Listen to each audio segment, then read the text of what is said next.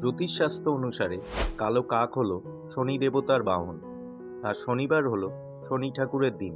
তাই শনিবার আপনার বাড়িতে কালো কাক এলে তাকে মোটেই তাড়াবেন না। শনিবার সকালে কাককে রুটি খেতে দিলে শনিদেব তুষ্ট হয়। যদি সকালে কোনো কাক আপনার বাড়ির বারান্দায় বসে খুব জোরে জোরে ডাকতে থাকে, তাহলে বুঝবেন আপনার বাড়িতে অতিথির আগমন হতে চলেছে।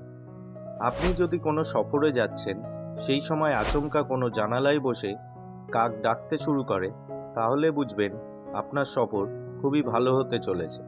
তবে যদি একঝাঁক কাক এসে আপনার বারান্দায় বসে ডাকতে শুরু করে, তবে এটির ইঙ্গিত মোটেই শুভ নয়। এর অর্থ খারাপ কিছু ঘটতে চলেছে আপনার সঙ্গে। ওই কাকেরা তারই আগাম সতর্কতা আপনাকে দিতে এসেছে। আপনার পরিবারের কোনো সদস্য সমস্যায় পড়তে পারে বা খুব তাড়াতাড়ি অসুস্থ হতে পারে।